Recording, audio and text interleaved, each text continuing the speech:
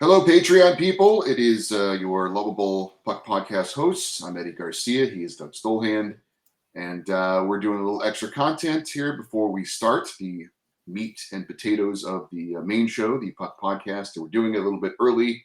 Doug's going to explain why in a little bit. We'll keep the suspense going. Yeah, a little bit earlier for me to get up to accommodate Mr. Stolhand. I'm sure he appreciates that, as I am. You can hear the fatigue. Oh, really? Well, then I'm not doing my job as a professional.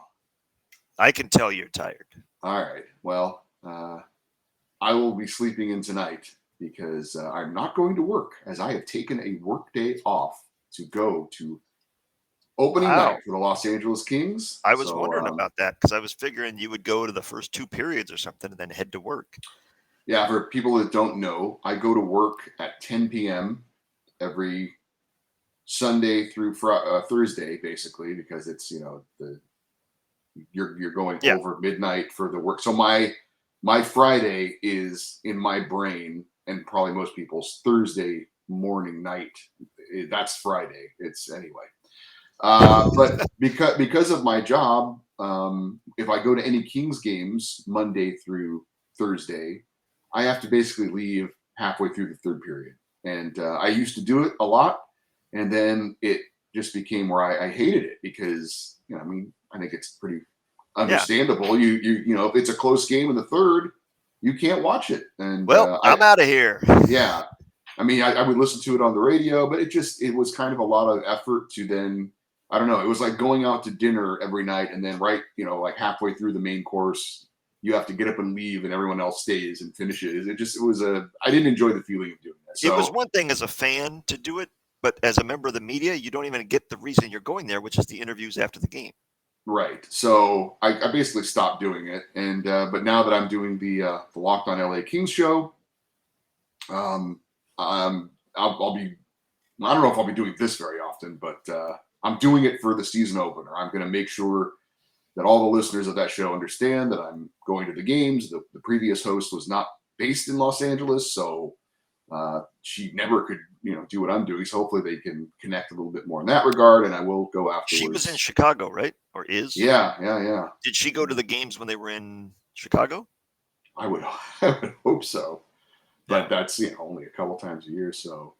I interviewed the other Pacific Division Locked On hosts during the off season, to find out what's going on with their teams, and most of them were not in their cities, so that's whatever. But anyway, so yeah, going to be going down to the and the Dodgers are playing their opening postseason game at pretty much the same time, so I'll be leaving very early to go down there and just hang out, so I don't have to get caught up in all that mess. So, yeah. If you're not busy downtown in LA, if you're not from Southern California or have never been here, the traffic on a normal day is pretty bad at rush hour, evening and morning.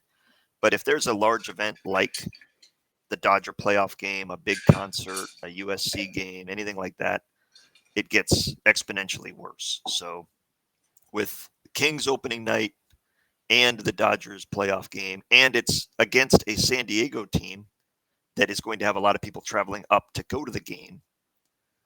I would already be on the road if I were you. Well, not that bad. I think I'm going to leave at like 2 or 3 o'clock, and the game's at 7. So anyway, I think Dodger Stadium is my least favorite arena to go to in Southern California for an event, because there's so few ways to get there, and everybody is taking them, obviously. And as a result, you're just stuck. You got other options. Was the last? Oh no, you went to a concert. I was going to say, was the last time? Paul McCartney. Yeah, I was going to say, was the last time you were at Dodger Stadium when you and I skated on the Dodger Stadium That ice? was the second last time, yeah. Yeah, that was the last time. Yeah, that was the last time I was there. I thought you went to a Pirate game with. Was that after with Brody? Yeah, with Brody. Okay, all right. Did I stay? Because that's been a while now. Our outdoor game, our outdoor skate. Oh yeah, that was 2012. Was it really? Yeah, because I was thinking Kings lost to the Ducks and then they won the Cup. What? Little bonus content for the folks here is the Toronto Maple Leafs are the only team that have not won a playoff series since we've been doing the show. I'm sure that they're thrilled to How hear that about news. that? Well, other than Seattle. Yeah. The only team, like even Arizona has, and yeah, Arizona was in the Western Conference Final against you guys. Yeah. And okay. All right. We've been doing the show 16 years. That's wow. That's really awful. Well, I mean, they don't. It's not like they spend money though. And, yeah. They don't care about it. So Yeah, I mean, they've never had a very good team. You get what you invest in it, right? That's right. As Arizona proves. Yeah. All right. Let's get the show going here. So you can do what you got to do, and Doug will be explaining why we're doing the show at about 11:12 a.m. in the Pacific time zone here on. Yep. Let's get it going on Tuesday. Yeah. Get all that out now. Get all that out now.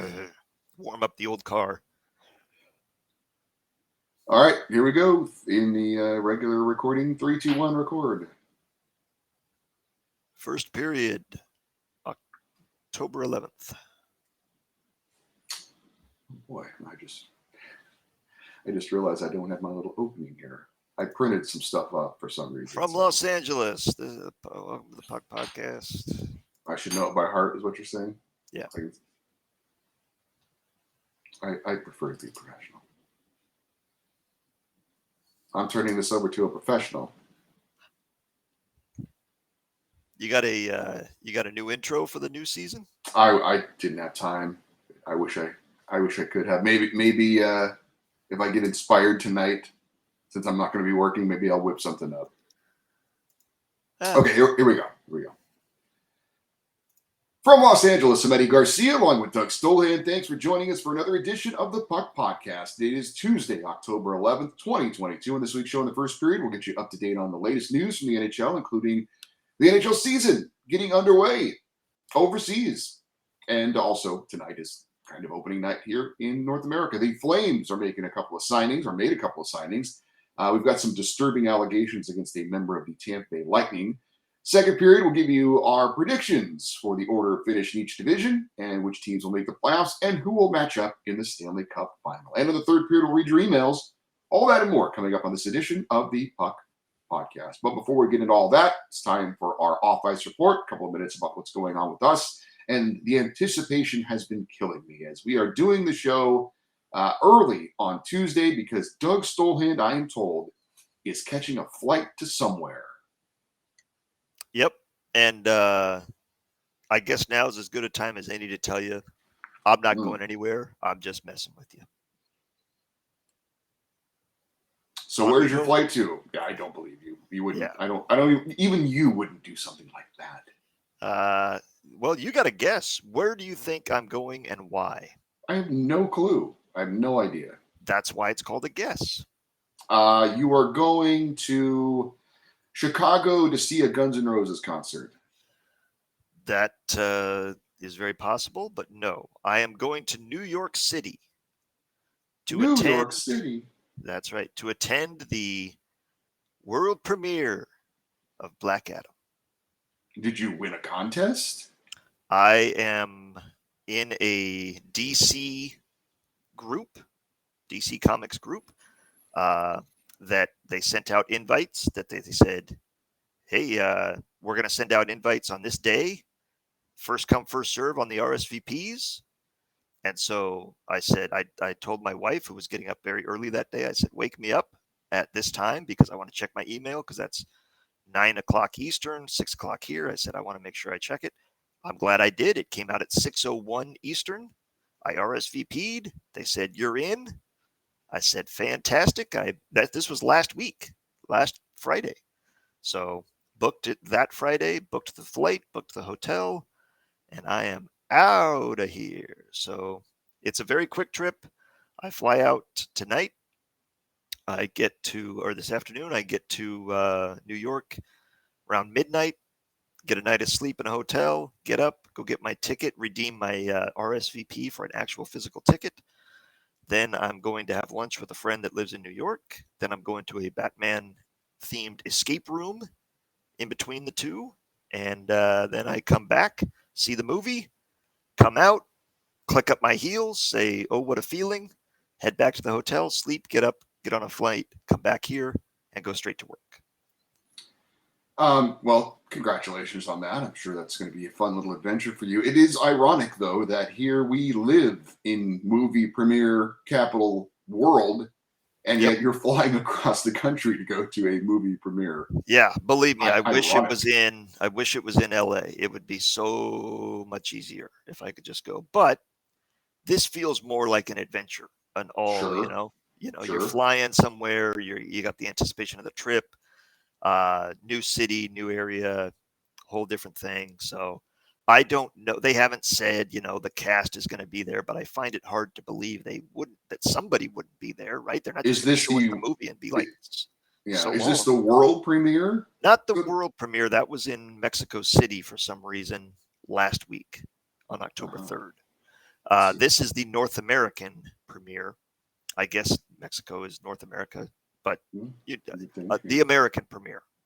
So there's going to be, I think there's 2 showings tonight. There's one for the cast and crew and the media and the VIPs, and then there's one for regular people. So I'm obviously at the one for regular people. I think, I don't know that for sure. I may be at the same one that they're all in, and that would be a hell of a thing. If I'm, excuse me, is this seat taken? No, by all means, sit down, Pierce Brosnan. Make yourself comfortable. I'm going to be talking your ear off through the movie. And then I thought, what if they had offered this for the Mexico City one, the world premiere last week? And that would have been, hey, I'm going to go down to Mexico City. I'm going to see this. And then the movie's in Spanish. Oh, that's true. Yeah. What the? I'm picking up every third word here.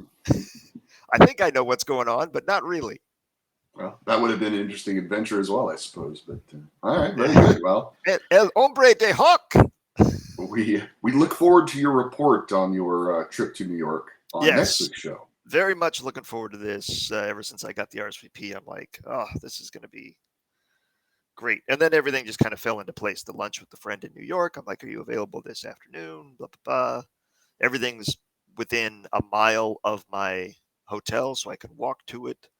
Don't have to get a bunch of cabs or figure out transportation. So, yeah, all good. Very much looking forward to it. So, I appreciate you being accommodating on doing the show early and doing the making this work so that life and the fun stuff can take place. Because if it wasn't, then I was like, well, can we do it on the phone and I can do it while I'm on my way to the airport, or can Chris Kohler be Doug Stolian this week? Very good. Quick update on Spencer, my little dog, who I mentioned last week, is not feeling well. They were saying he may have Cushing's disease, which I was going to look up and explain what that is, but I forgot to do so. So it's something that's treatable, and we'll see if that's the case. But anyway, he's sleeping here next to me on his little doggy bed on the floor here next to me, and feeling better, acting a little bit better, eating a little bit better. So all good signs there, although definitely not 100%. And my wife is doing a great job administering all the medications he has to take and all that kind of stuff. But at least it looks like he's doing a little bit better, which we are pleased about. Very good to hear. Very good to hear. So yesterday, for the Locked On LA Kings podcast that I started doing, which I assume you guys probably already know about, I had an interview with Jim Fox. If you don't know who Jim Fox is, he is the longtime television analyst for the LA Kings, which is it's a pretty good get for the show. And former Kings player too. Former Kings player, yeah. And so I was telling Doug that I'm nervous about the technical side of it, because I hope it's the video and audio thing, kind of like what we're doing here. And I was nervous that everything would go well technically. And we'd be able to connect and he could hear me and all that kind of stuff. So anyway, because if anything goes wrong, Eddie has no idea how to fix it. It's just try it again, right? Yeah, pretty much. So I'm the same way. I'm not casting aspersions. So anyway, right before I'm ready to connect with him, I had put some questions on paper and I was going to print it up, and I apparently had another window open, and I've kept like all of anything I've done any research on involving the Kings, I've like kept on a separate file that has just, I don't want to lose all that information that I tabulated or whatever. And I guess I had that open somewhere. And it's like 21 pages or something. And so instead of printing up my 1 page of questions, I hit print, and it started printing 21 pages. And I have a printer that's not like, I don't know, it's not like a really super duper fancy one. It's like, and it takes like, I don't know, to You got a print dot 1 page. matrix printer? It's not quite that, but it's not, it's the low on the totem pole of printers, but it probably takes, to print 1 page of text, it probably takes like, 20 seconds or something. And so I had just, it was like 1 minute away from when I'm supposed to like send him the link and all this stuff. And it's like, and I'm like, how do I stop? Like, do I pull the plug on this thing? It was like some I Love Lucy, the conveyor belt, the candies just keep coming. And, Right.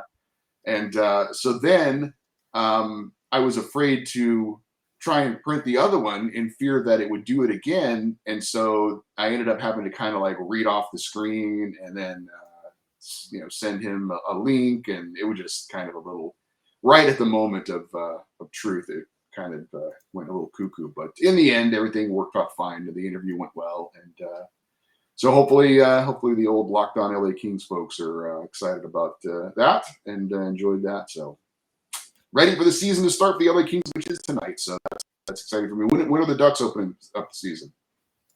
Tomorrow against Seattle at home. Very rare that they open at home over the years. So happy to see that. Happy to see that it's against Seattle, a team they may actually beat.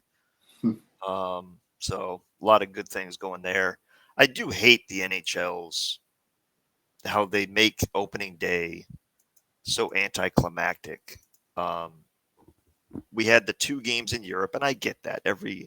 Most sports do that now, where they have somebody, a European or a Asian international game early in the season. So that's fine. But tonight's opening night, hey, there's 2 games. That's it. Yeah. Now your Kings are involved, so you're excited because you get to take part in opening day. But 2 games, and then tomorrow there's 6 games. So it's like we're still not even. We got some teams that aren't even playing until Thursday. And I think there's one team, correct me if I'm wrong, that doesn't even play until Friday. The Winnipeg Jets. I don't know that. I didn't hear that. I believe the Winnipeg Jets don't start their season until Friday. So here we are on Tuesday, and everybody's like, hey, it's opening day. And the Jets are like, all right, we got practice today, practice tomorrow, practice Thursday, and then Friday we have a game. So I just wish the NHL would make a point of having on opening day all 32 teams play. Yeah, I don't think any sport does that though anymore. Even because baseball was the one that kind of did that and made a big deal out of opening day and all that. And I don't even think they do that anymore. I don't know that any sports really does that anymore. So it's kind of they should. It should be a smorgasbord of here's everybody, and or at least the majority, and then have the second day be a doubleheader of the 4 teams that didn't open up the night before, so that you give everybody that played opening night a day off to travel, recast, and then the next, third day is get into the kind of the full schedule. But I just wish it was more of an event, because with 2 games, and granted they're good games, Lightning Rangers, that's a very good game. Golden Knights Kings, good game. Doubleheader, national TV, I get all that. But for the other 28 teams, come back tomorrow. For you, the listener, whenever your team opens up the season, a happy opening day to the NHL season to you, wherever you may be. Anything else you want to share before we get into the first period? No. All right, then let us get into the first period, and we will lead off with our top stories from the week. And we will lead off with the NHL season getting underway. As Doug alluded to, the Nashville Predators won 2 games in the Global Series played in Prague against the San Jose Sharks. They won the first game 4-1 on Friday, won the second game 3-2 on Saturday. Nino Niederreiter getting his Predators career off to a nice start, scoring 3 goals in the 2 games. And UC Saros gets the win in game 1. Kevin Lankinen gets the win in game number 2 in net for Nashville. Although not the only European games to be played this season. we still have games coming up in Finland. The Blue Jackets and Avalanche will play 2 games in Finland on November 4th and November 5th. So if you were wondering, like I was, weren't there more than just wasn't it the Predators and Sharks and then somebody else? Weren't they playing too? Yes, they are, but not to open the season apparently. But it is odd that they aren't having both of these overseas games being played. Why would you not do that? No idea.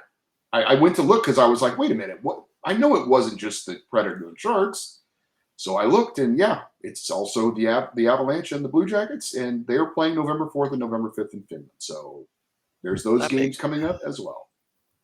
I mean, that's weird. I was thinking as well, like, send 8 teams over to Europe to start the season, and get a little bit more of a round robin.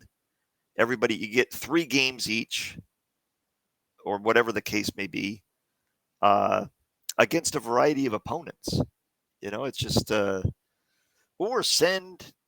I wonder if you don't want to do this, sending teams from different conferences. So if it was the Predators and the Hurricanes in the Czech Republic, you play both games right there, and then they don't play each other the rest of the season. But then if you're in Nashville, you never get to see Carolina come to town. And if you're in Carolina, you never get to see Nashville. So I don't know. I just wish there were a little bit more. The game seemed well enough. I listened to the games because I do not have NHL Network. The one of the blind spots I have is a cord cutter. And I listened to Pete Weber's call of the games on Predators Radio Network, friend of the show. And he's a fun guy to listen to, called The Games. And without getting into the recaps too much, I know that they mentioned they were having a lot of problems with the ice and apparently one of the nets. So he called it the drill guy. He's like, and the drill guy is back on the ice to get the pipes back in. So apparently they were having to continually re-drill the holes to keep one of the nets in place. But you gave the scores, obviously a great start for Nashville.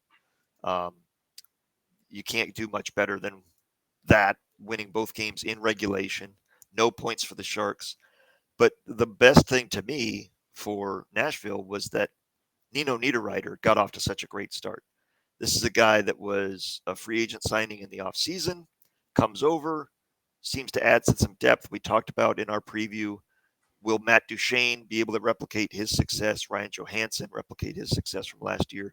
They bring back Philip Forsberg. That's good. Eli Tolvanen, okay, he's back on the board, but we're expecting more. But Nino Niederreiter is a new player. And if the veterans like Duchene, Johansson, and Niederreiter all play well, then you expect guys like Forsberg to play well, and everything will improve for this team. So, yes, it was against the Sharks, who are not going to be very good this year. We'll get to that in the second period. But 3 goals in 2 games is a great start for Nino Niederreiter. Gets him confident, gets him feeling good, and great start to the season for him and the Predators, obviously, in getting 2 easy wins. Not easy wins, but impressive wins. And I guess the highlight for San Jose was Tomas Hertl, who is a native of Prague, I believe, scoring a goal in that one. And I think it was the first game, and the celebration was obvious that he was very excited to be able to score that goal in his home country. So good for him.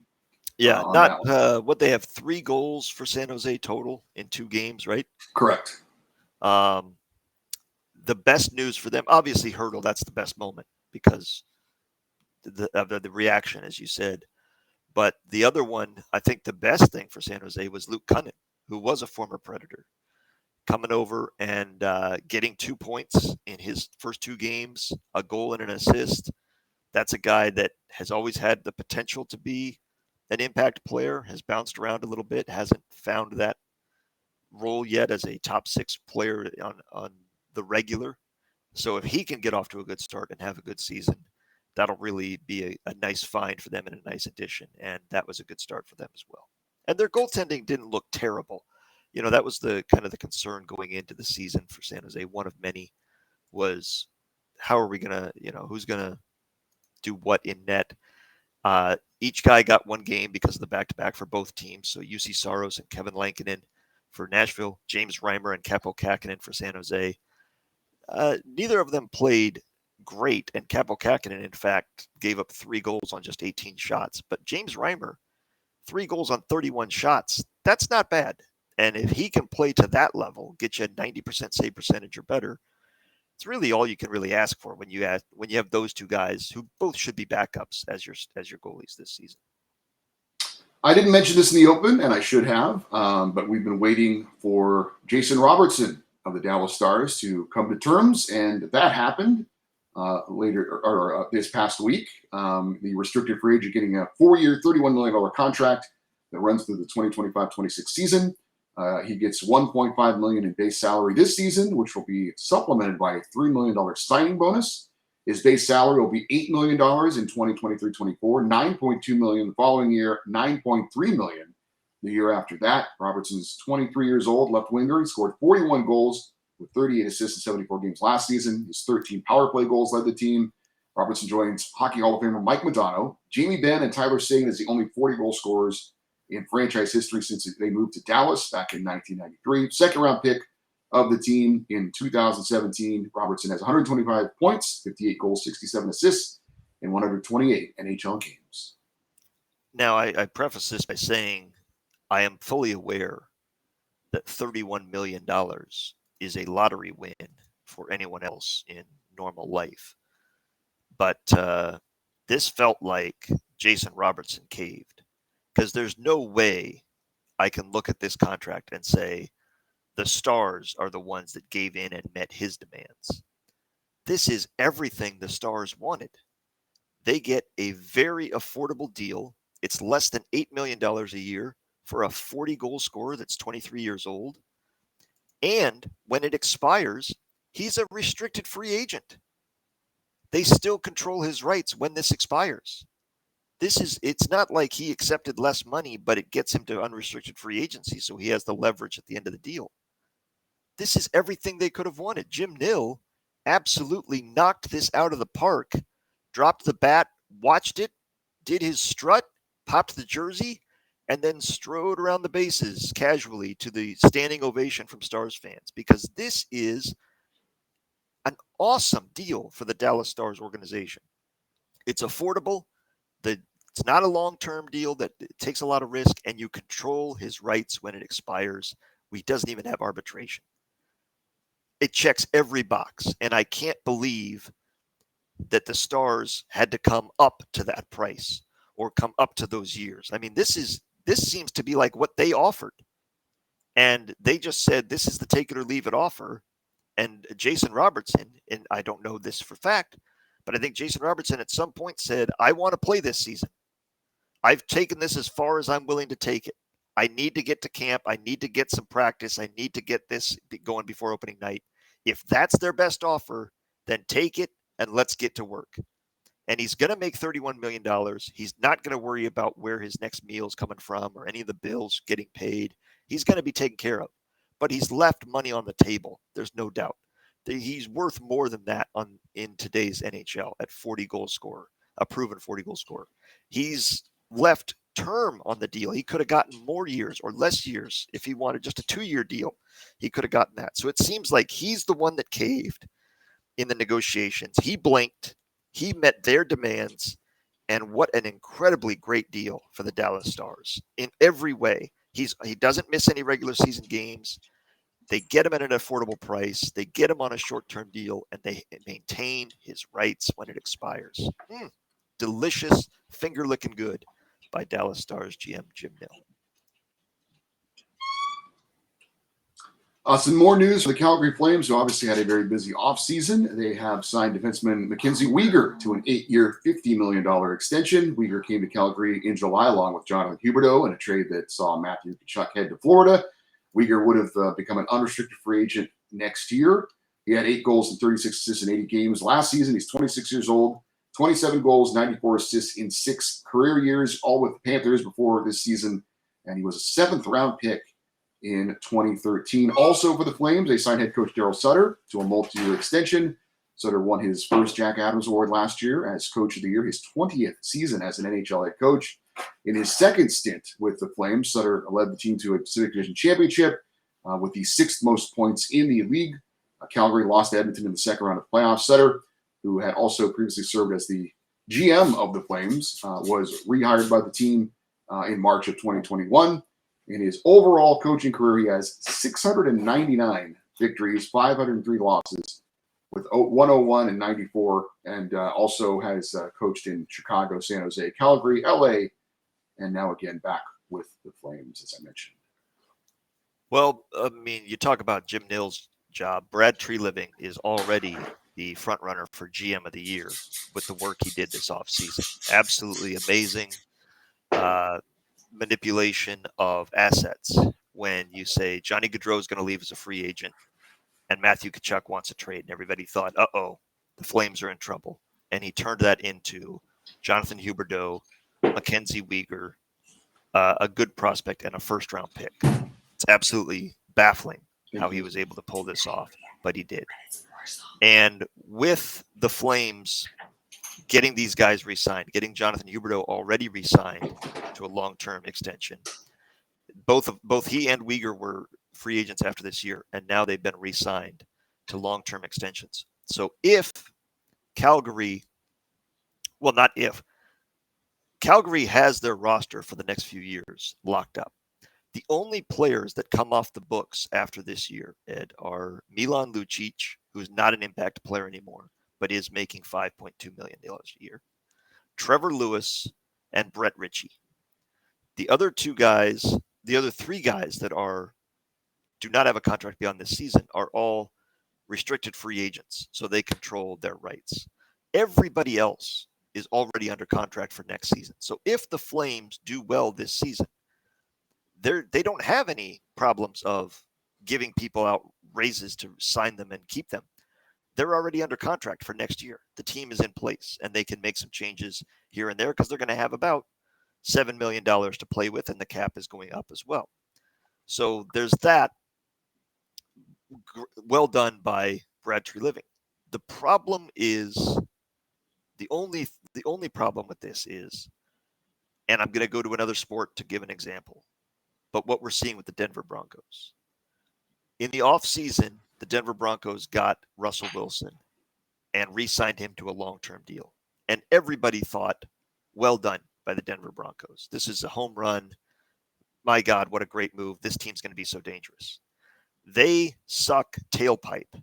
Russell Wilson looks like an absolute moron on the field and is a public relations disaster. The fans have already turned on him. The players are turning on him. The team looks awful. But they have got him signed for 5 years, and there's no getting out of it in the NHL or in the NFL in that contract. They owe him that money no matter what. So that's the only risk here, is if Huberdeau does not fit with Daryl Sutter. If he does not fit, if it just doesn't work for any reason with his new line mates, the new system, whatever, you've already committed to him long term. You haven't waited to see. Let's give it a month, and if it works, then we'll sign this deal that we've both agreed to. But that's the only risk, but it's one that Brad Treliving had to take because he gets the assets long term. His job is, he had a very busy summer. He's not going to have a very busy summer next year. He's not going to have a very busy summer in 2 years.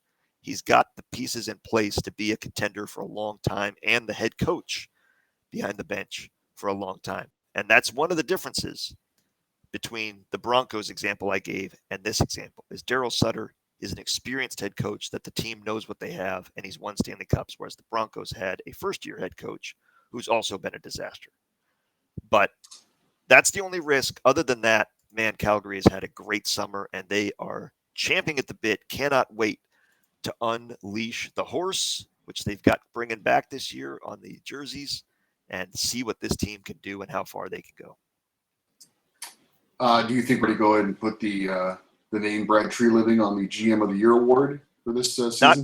Not until they actually perform on the ice. Okay. But well, I mean, yeah. But he's done his job. The players now have to do their job. Yeah, right? But it's not about, well, you did a great job on paper. The team just sucked. No, it's the team has to do its job, and we expect them to.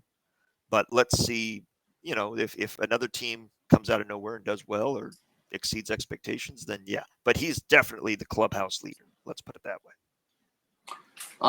This story from Tampa Bay, where Lightning defenseman Ian Cole has been suspended by the team after an anonymous Twitter user posted that she was sexually abused and groomed by Cole when she was a minor. In a statement released through his agent, Cole said that he would cooperate with the investigation and looked forward to clearing his name and demonstrating to the NHL and the Lightning that these allegations are unfounded. Cole will have an in-person interview on Wednesday in New York as part of the NHL's investigation. Cole will be interviewed by Jared Maples. He's the NHL's chief security officer. He had joined the NHL in 2021 after serving as the director of New Jersey's Homeland Security Office. He's been involved in other investigations, including recently the Evander Kane investigation into the then San Jose Sharks forward. The 33-year-old defenseman, we're talking about Ian Cole now, is entering his 13th NHL season, signed with Tampa as a free agent this summer on a one-year, $3 million deal. Here's where I'll start on this. And this was from Emily Kaplan, great reporter for ESPN. She mentioned the NHL does not have a domestic policy, a domestic violence policy. And I said, well, then get one, because you cannot leave this up to teams individually to handle on a case-by-case basis as it arises, because there's never going to be any consistency in how they're handled. And the teams, it's not fair to the teams, the players, the accusers, or the fans to do it this way. So come up with a league-wide policy of this is how this is going to be handled. Work with the NHLPA so that their input is there, and get it figured out so that it's consistent. Everybody knows this is what we do. This is the playbook. Because you and I have said every time something like this comes up, we hope justice is served, whatever justice is. If Ian Cole is guilty of these heinous accusations, we hope he is punished as severely as possible and as quickly as possible. But if he's innocent of these charges and allegations, we hope his name is cleared as quickly as possible. But what they've done is, well, you're suspended indefinitely. He denies it entirely.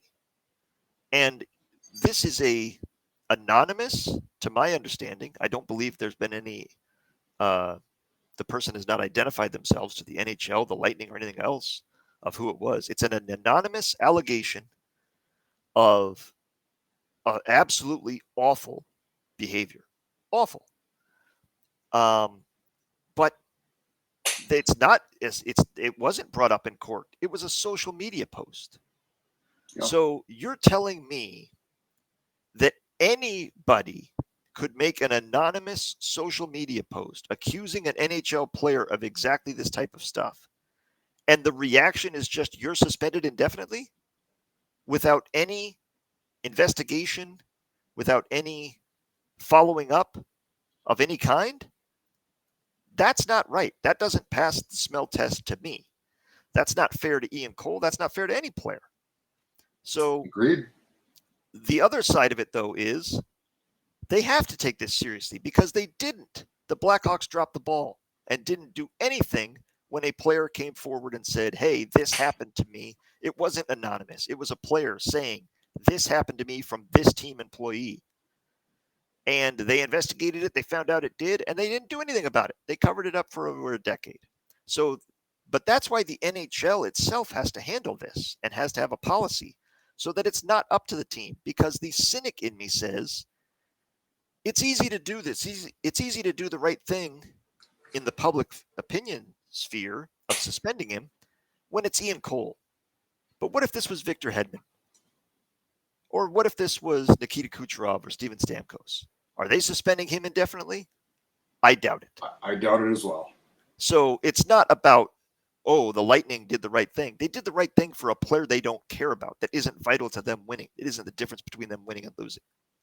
And you can't have that. So you have to have a consistent policy that applies to all players, from Connor McDavid down to the healthy scratch for the Arizona Coyotes. It has to be the same for everybody, for every team, in every situation across the league. But an anonymous social media posting to me, is not enough to automatically say we suspend this player indefinitely. Yes, launch an investigation. Absolutely get to the bottom of this as quickly as possible. But I think it's a dangerous precedent to set that an anonymous social media post accusing someone of impropriety, of heinous activity, of deplorable behavior is enough to get them removed indefinitely. With pay, he's getting paid well, that's fine, but his name has been dragged through the mud. Some people will never think he's innocent, even if he's completely exonerated of these charges. He's been removed from his team just before the start of a season. His career is in jeopardy. And it's not fair to the player. It's not fair to the fans. It's not fair to the teams to put them in this situation on a case-by-case basis. There needs to be a better policy in place. Yeah, I agree, honestly, with everything you just said. My reaction, though, to what you said was that, the NHL can't even decide on, non-serious issues as far as having a consistent policy with how they come up with punishment. So do we really believe they're going to have some consistent punishment or some sort of effective plan in place? I'm skeptical of that. I totally agree with you that it does seem very unfair to Ian Cole, and I'm an innocent until proven guilty person. I would hope most people are, even with these very, very serious and disturbing allegations. Again, it's an anonymous post on social media. The only thing that we're not privy to is any other maybe evidence that they have on something involving Ian Cole. Maybe they know something we don't know. It does not seem fair to him that before you even launch an investigation, he is now suspended. And I get the aspect of it, though, that if you're the Lightning and you let him play, and then it's found that he was guilty of this, then you would let a rapist and a criminal play for your team. Right. So I get the optics of that. But as you said, and this is the big takeaway for me, and this is something that is in every sport, if your talent outweighs your problems, they'll find a way to play you. And that's the truth. There was a quarterback in the NFL who was accused by over 20 women of sexual improprieties. And he's now back at the team facility after a suspension, and he will be on the field this year because he is a very good quarterback and he can help his team win games. So to answer your question, if this was Steven Stamkos, would he be suspended? No, he would not be suspended. There would be some way to figure out to get him on the ice and him continue his career until they wrap up the investigation or whatever comes to pass. So I agree with you on pretty much everything you said. We'll see what the NHL does to respond to this, but they're looking into it. They're launching an investigation. But again, it's always such a, and I understand it to some extent, but it's always so difficult when there's no criminal charges. When this happened, who knows how long ago? We'll see how they deal with it, but it's certainly very unwelcome news, that is for sure, for the NHL. It's awful. Season. Awful to hear this. And if it's true, of course he should be thrown out of the league and he should be prosecuted as a criminal. Terrible. But if I'm the NHL, first of all, I hear what you're saying about they can't consistently punish anything. They have to get this right, though. They have to work with the NHLPA and come up with a playbook, as I said, to give to all 32 teams and the league office itself and say, if this happens, this is how we respond every time.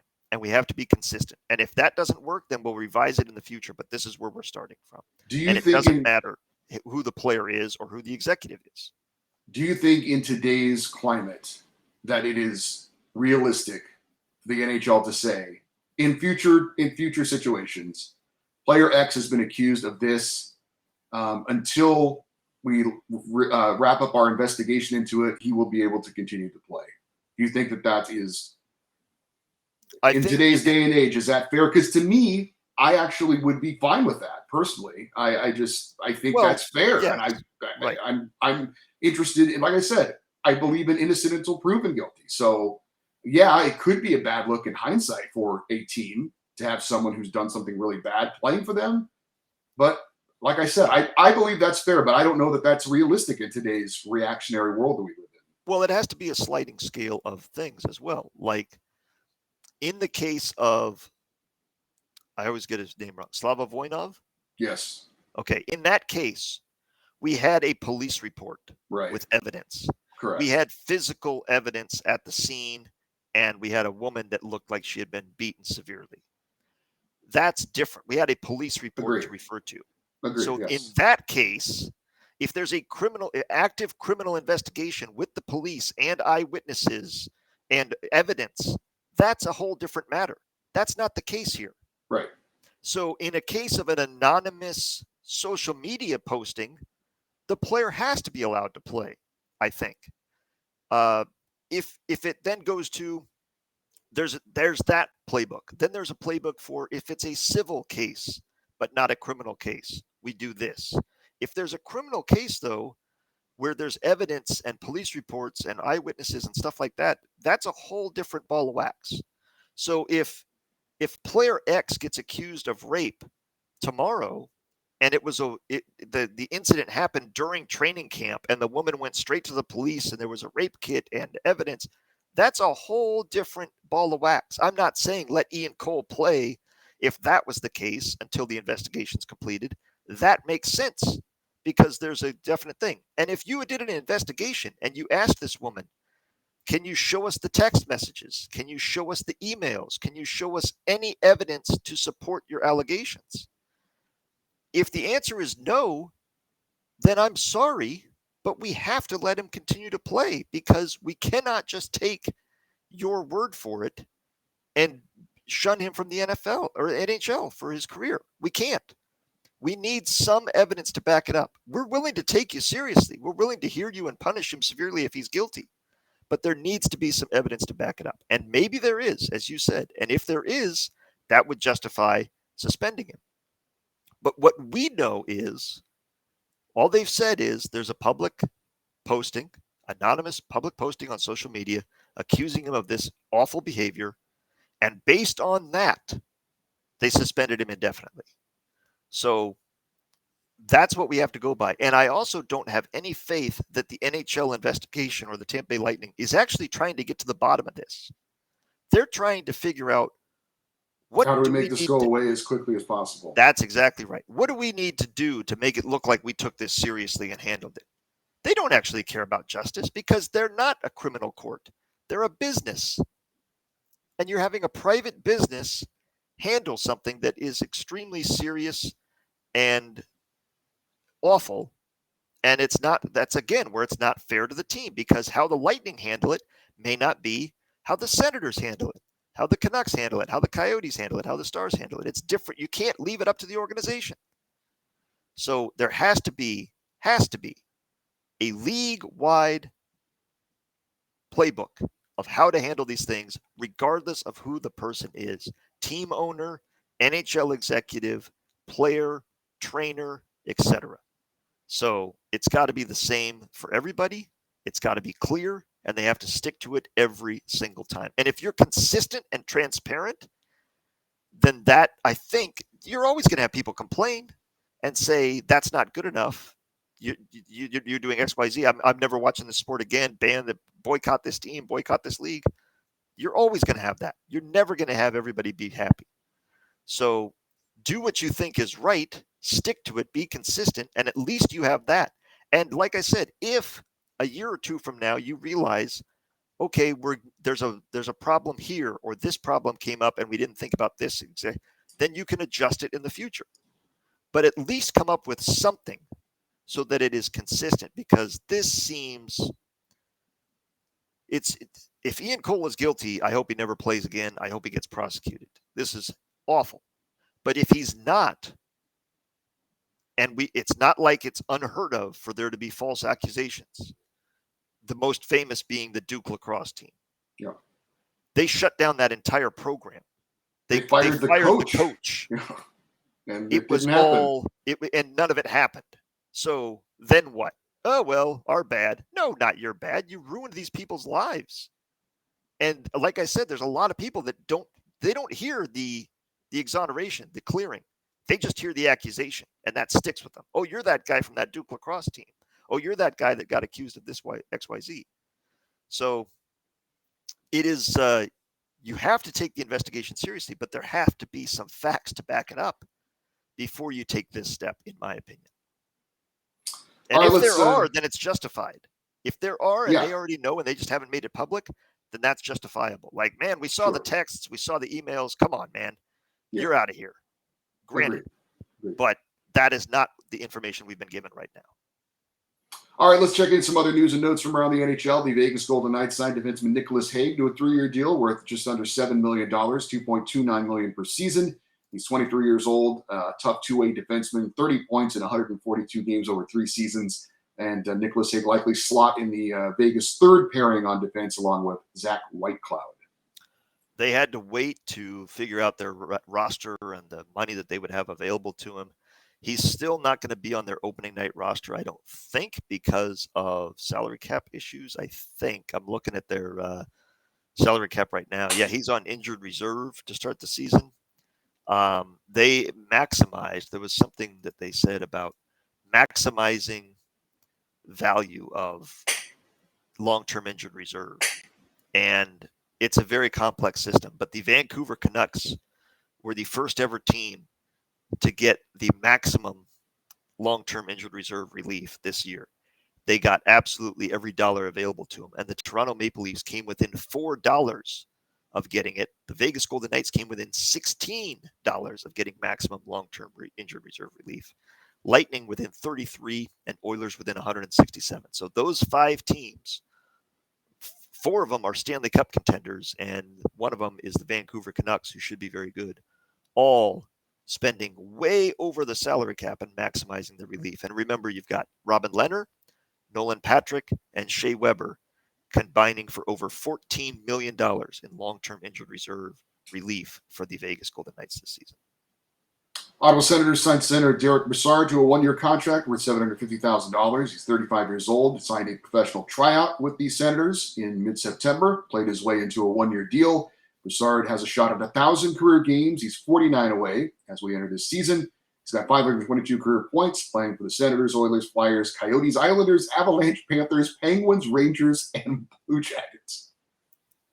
Man, that's a guy that is going to have a lot of former teammates when he hangs up the skates. As we have said, you want to know where a good restaurant is in the NHL? Yeah, he's been to all of them. Who do you remember him best with, honestly? Not doing the joke. Who do you honestly, when you think of Derek Brassard, who do you think of? Boy, I think Coyotes maybe? I don't know. Because tough. He was on in the West? I guess that's really the only team he's played out here. He was there for 53 games. I don't know. You? The Blue Jackets. I remember him early on.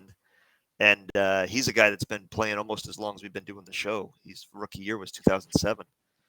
But yeah, I just remember him with them, and I didn't realize he had traveled around that much. I knew he had been a vagabond these last few years, but I didn't realize it was that much. Just the last few years, since 2018, he's played for the Penguins, Panthers, Avalanche, Islanders, Coyotes, Flyers, Oilers, and Senators.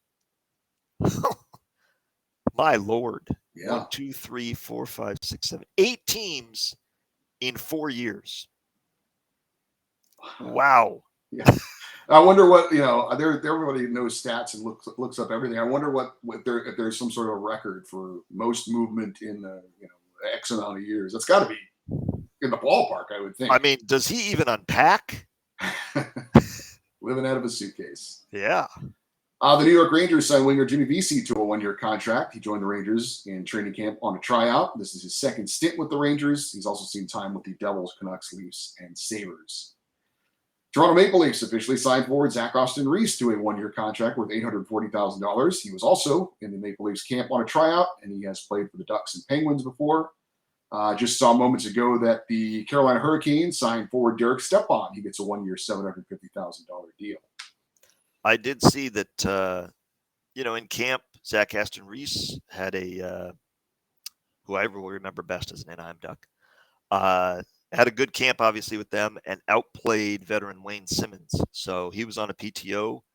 He got the contract to play this year, and he's going to be on the team. And Wayne Simmons is on waivers. I think Cal Clifford, the old King, was also put on waivers as well. Edmonton Oilers acquire forward Klim Kostins from the St. Louis Blues in exchange for defenseman Dmitry Samorukov. Kostin was the 31st overall selection of the 2017 draft, 9 points in 40 games with the Blues. Samorukov made his NHL debut last season, played 1 game for the Oilers. Vancouver Canucks traded away Jason Dickinson and a 2024 second-round pick to the Chicago Blackhawks in exchange for defenseman Riley Stillman. Dickinson's 27. He had 5 goals and 11 points in 62 games with the Canucks last season. He signed through the 2024 season at $2.625 million a year. Stillman's 24. He's signed through 2024 as well at $1.35 million. He had 12 points, 2 goals, 10 assists for the Blackhawks last season. For what it's worth, by the way, both Kyle Clifford and Wayne Simmons are former Kings. That is true. They could be future Kings too. Yeah, I don't think so. But thank you. Washington Capitals announced that forward Carl Hagelin has had arthroscopic hip surgery and is out indefinitely.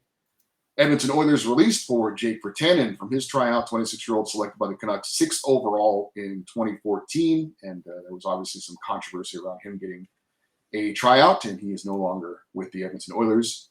Of the top 5 picks in this year's NHL draft, the 3 that were in training camps this season are currently on their opening night rosters. You've got the number 1 overall pick, Yuri Slafkovsky from the Montreal Canadiens, the number 2 pick, defenseman Simon Nemec of the Devils, and the number 4 pick, Shane Wright of the Kraken.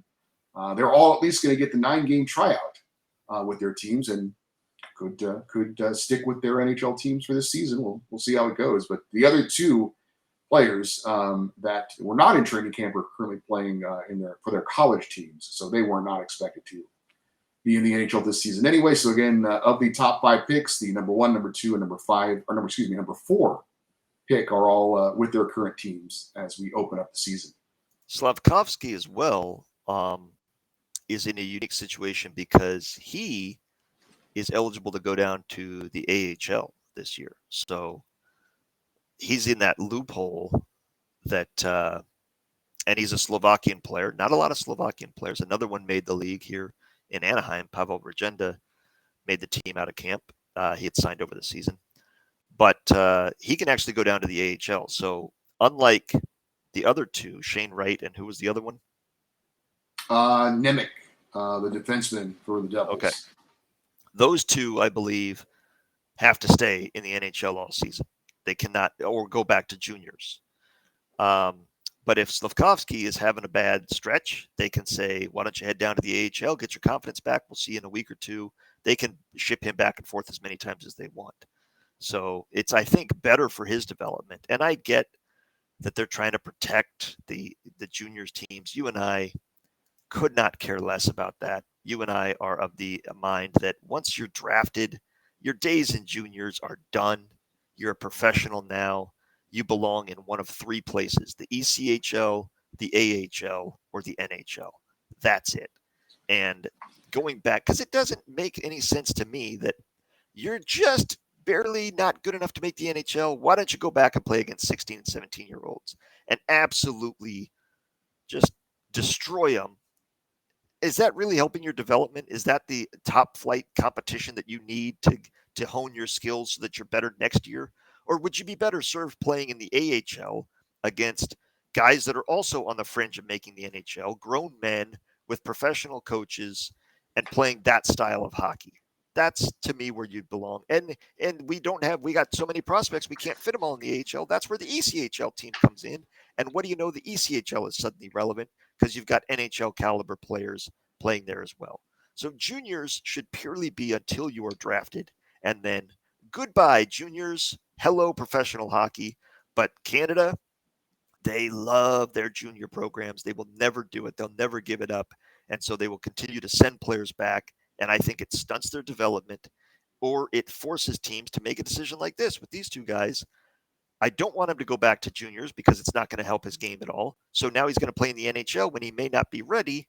And that's not good for him either. He's going to get overwhelmed, lose his confidence, may get hurt, and it's not helping his development. So there's got to be a middle ground, and Slafkovsky is in that perfect middle ground where he can go to the AHL, he can play in the NHL, and we'll see how his season develops. I bet of the three, he has the best season because he has options of how to develop his game. And finally, the Buffalo Sabres named veteran forward Kyle Okposo as their 20th full-time captain in franchise history. 34-year-old had 21 goals and 45 points in 74 games last season. Sabres had been without a captain since Jack Eichel was stripped of his captaincy and then traded to the Vegas Golden Knights. Let's see if we can play a fun game here, Ed. How many former captains can you name for the Buffalo Sabres? Jack Eichel is obviously one. How about Michael Pekka? Michael Pekka is not a former. Really? Yep. Wow. Oh, I take it back. He was. I didn't go far enough back. Yeah, that's you are correct. That's where my mind is. Yeah. That's the first name that popped in my head. Yep. I think that's the only name that is popping in my head at the moment. Really, the Hasek team? You don't remember the two good forwards they had? I thought he was the Hasek team. That he was the captain? Yeah. No. The two dominant forwards in the early part of the century, Chris Drury and Danny Briere. They're both former captains. Brian Campbell, Soupy. Jason Pominville, Craig Rivet, Thomas Vanek, Steve Ott, Brian Giunta, Yaroslav Spacek, Jochen Hecht, Tony Lidman, J.P. Dumont, James Patrick, Miro Shatan, Stu Barnes, Donald Audette, Alexander Mogilny, Pat La Fontaine, Dave Andrechuk, Lindy Ruff, a former captain, Gilbert Perreault, and Mike Foligno. And that gets us back to the 70s. So I may as well finish it out since there's only 5 names left. Is it Danny Gare? Yes. Okay, I forget that. Don Luch, Jim Schoenfeld, Jerry Meehan, and the original captain, of course, Floyd Smith, who you might remember as the barber from the Andy Griffith Show. Mm-hmm. That's some good hockey, Andy. I had to get one really old guy reference. And if you're old enough to get that reference, it's time to get yourself screened for cancer. Andy. You know that there's two things. One, Craig Shoemaker had a joke way back in the day that Floyd was actually a drug dealer, and that's why he always talked like that. That's some good Quaaludes, Floyd. But the other thing was that actor could not walk for the last couple of years of the show, so he was always sitting down in the barbershop. He was never giving a haircut. So they'd go in and he's already sitting down and it was just a conversation. But I thought it was nice that we're going to keep you going even though you can't walk. We'll work you in there. I don't know what is better, Buffalo Sabres captaincy trivia or Andy Floyd the barber trivia. Man, that is some good stuff. That's what you pay the big bucks for here on the Puck Podcast.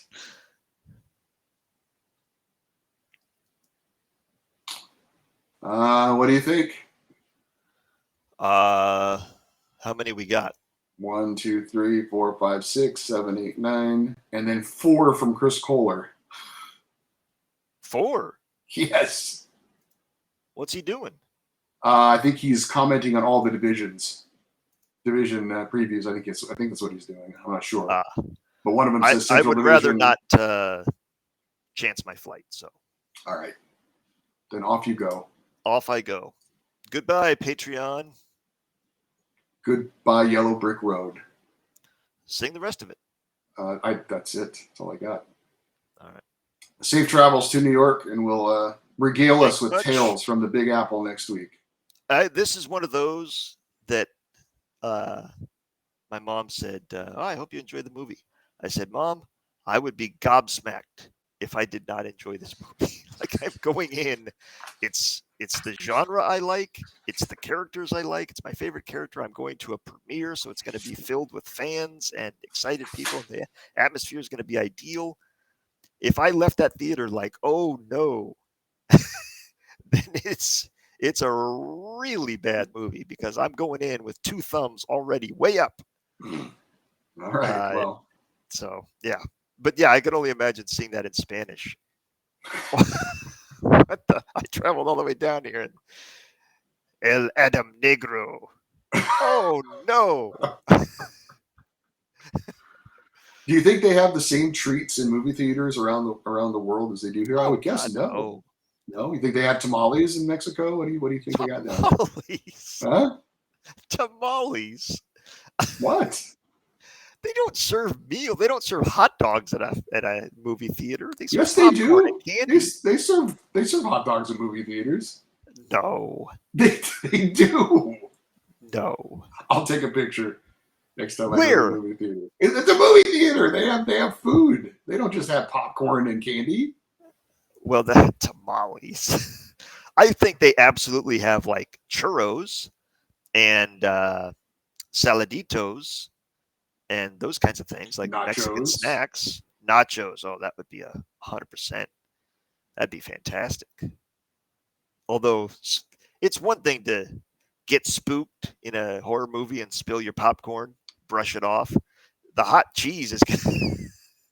Oh, Dios mío. Dos churros, por favor. See, one for each hand. I got two hands, don't I? That's right. Hell, give me trace. Put one in the mouth. Walk in there. All right, then. Friend. Yep. We'll Thank talk to you again, later. and I will talk to you. Enjoy the game tonight. Yes, and goodbye to all of our Patreon friends. See ya.